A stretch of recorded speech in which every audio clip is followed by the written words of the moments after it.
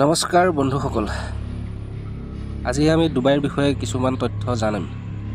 বন্ধুসকল, আপোনালোকক মোৰ এই মইমুন টেকনিকেল চেনেলটোৰ যোগেদি আজি মই ডুবাই চহৰৰ বিষয়ে কিছুমান তথ্য জনাবলৈ লৈ আহিছোঁ। এই ভিডিঅ'টো আপোনালোকে উপভোগ কৰিবৰ কাৰণে শেষলৈকে চাওক, তেতিয়াহে সকলোখিনি জ্ঞান আহৰণ কৰিব পাৰিব। আহক তেনেহ'লে ভিডিঅ'টো আৰম্ভ কৰোঁ। বন্ধুসকল, ডুবাইৰ ইতিহাস হ'ল 3000 বছৰৰ পুৰণা। 9 জুন 1833 চনত ডুবাইৰ জন্ম হয়। ডুবাইৰ দক্ষিণ ফালে আবু ধাবি আৰু পূবফালে শ্বাৰজাহ ৰাজ্য। ডুবাইখন আৰৱ দেশত অৱস্থিত। এই আৰৱ দেশখন 7খন ৰাজ্যৰে পৰিপূৰ্ণ। ডুবাই উন্নতিৰ মূল কাৰণ হ'ল ইয়াত উৎপাদন হোৱা খাৰুৱা তেল। ডুবাই পৃথিৱীৰ ভিতৰত আটাইতকৈ সুন্দৰ আৰু ধনী দেশ। ইয়াৰ ওখ ওখ ইমাৰত, ধন দৌলত, নীতি নিয়ম বা আইন কানুন পৃথিৱীৰ ভিতৰতেই সকলোৰে ফালৰ পৰা আগবঢ়া। আহক জানি লওঁ ডুবাইৰ বিষয়ে কিছুমান দৰকাৰী তথ্য যি ভৱিষ্যতে আমাৰ কামত আহিব। প্ৰথমেই জনাওঁ যে পৃথিৱীৰ ভিতৰত ওখ ইমাৰত বা ঘৰ হিচাপে ডুবাইত আছে, যাৰ নাম বুৰ্জ খলিফা। এই মহলটোত 164টা তালাৰে অৱস্থিত। ইয়াৰ উচ্চতা হ'ল 800 মিটাৰ। আপোনালোকে যদি কেতিয়াবা ডুবাই যাম বুলি ভাবিছে আৰু এই মহলটোক চাম বুলি ভাবিছে, তেতিয়াহ'লে আপোনালোকে লক্ষ্য কৰিব প্ৰায় 90 কিলোমিটাৰ আঁতৰৰ পৰাই এই বুৰ্জ খলিফাক দেখা পাব। এই ডুবাই চহৰখনত আইন উলংঘনৰ পৰিমাণ একেবাৰেই কম। এই দেশৰ আইন কানুন ইমানেই কঠোৰ যে ইয়াত কোনো ধৰণৰ ক্ৰাইম কৰাৰ আগতে সকলোৱে 100 বাৰ ভাবিব লাগিব।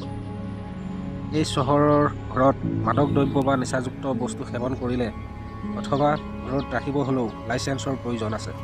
বিনা লাইচেন্সত যদি কোনোবাই নিচাযুক্ত বস্তু সেৱন কৰে বা ৰাখে, তেতিয়াহ'লে তেওঁলোকক আইনৰ অনুযায়ী যি শাস্তি হয় সেই শাস্তি বিহা হ'ব। ডুবাই চহৰৰ পুলিচসকলেও ব্যৱহাৰ কৰা গাড়ীসমূহ বহুত দামী আৰু বিলাসী, যেনে লাম্বৰগিনি, মাৰ্চেণ্টেজ, ফাৰাৰী, BMW ইত্যাদি। বন্ধুসকল, আমি সকলোৱে চৰকাৰক টেক্স দিব লাগে। ডুবাইৰ বাহিৰে পৃথিৱীত কোনো এনেকুৱা এখন দেশ নাই য'ত ইনকাম টেক্স দিব নালাগে। ডুবাইত কিন্তু ইনকাম টেক্সৰ কোনো চিষ্টেমেই নাই। ইয়াত এই টেক্স মাফ আছে। পৃথিৱীৰ ভিতৰত আটাইতকৈ ডাঙৰ বজাৰখন ডুবাইতে আছে। এই শ্বপিং মলটোত 1200খন দোকানৰে অৱস্থিত। এই দেশত বিয়া পতাৰ আগত মহিলা আৰু পুৰুষে কোনো ধৰণৰ শাৰীৰিক সম্বন্ধ স্থাপন কৰিব নোৱাৰে। যদি কিবা কাৰণত এই সম্বন্ধ স্থাপন কৰিব বিচাৰে, তেতিয়াহ'লে আইন অনুসৰি যি ধাৰা শাস্তি পোৱা যায় সেই শাস্তি দিব।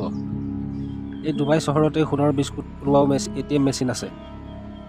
এই দেশখন 1960 চনলৈকে চাবলগীয়া একোৱেই নাছিলে, কিন্তু 1960 চনৰ পিছৰ পৰা আজিলৈকে আপুনি ডুবাইৰ বিষয়ে যশস্যা কৰি তত নোপোৱা হয়।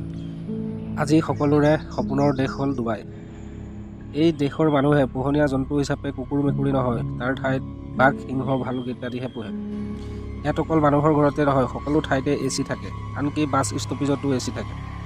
এই দেশৰ জনসংখ্যা মাত্ৰ 70% আৰু বাকী সংখ্যা জনসংখ্যা ভাৰত, বাংলাদেশ, পাকিস্তান, ইউৰোপ ইত্যাদিৰ পৰা অহা। আমাৰ অসমৰ পৰাও বহুত যুৱক যুৱতী ডুবাইত গৈ ইনকামৰ পথ বাছি লৈছে, কাৰণ তাত টকাৰ মূল্য বেছি। আমাৰ ভাৰতত টকাৰ মূল্য হিচাপে তাত বহুত গুণ বেছি ইনকাম হয়। পৃথিৱীৰ ভিতৰত আটাইতকৈ দামী গাড়ীসমূহ ডুবাইতেই আছে। এই দেশৰ ৰাস্তাত গাড়ীয়ে হৰণ বজাব নালাগে। সকলো গাড়ী চালক নীতি নিয়ম মাজেৰে গাড়ী চলায়। সেয়েহে এই দেশত ধ্বনি বা হুলস্থুলৰ প্ৰদূষণৰ সৃষ্টি নহয়। এই চহৰত অন্য দেশৰ নিচিনা ঠিকনাৰ ছিষ্টেম নাই। ইয়াত জেগালৈ যাব হ'লে আপোনালোকে যিকোনো হোটেল বা কোনোবা ঘৰৰ এড্ৰেছ মনত ৰাখিব লাগিব। এই দেশত পুৰুষসকলক শ্বেখ আৰু মহিলাসকলক শ্বেখা বুলি মতা হয়। ইয়াত পানীৰ বহুত দাম। আপোনালোকে পানী খোৱাতকৈ মোৰ মতে ক'ল্ড ড্ৰিংকছ খোৱাই বেছি ভাল নেকি, কাৰণ এটা ক'ল্ড ড্ৰিংকছতকৈও অধিক গুণ বেছি পানীৰ দাম। ডুবাই দেশখনৰ মানুহে সোণ বহুত ভাল পায়, সেইকাৰণে এই দেশত সোণৰ ব্যৱসায় বেছি। ডুবাই চহৰত একেবাৰে তল শ্ৰেণীত কাম কৰা লোকেও কম হিচাপে ভাৰতৰ মূল্য হিচাপে 50,000 টকাৰ অধিক দৰমহা পায়।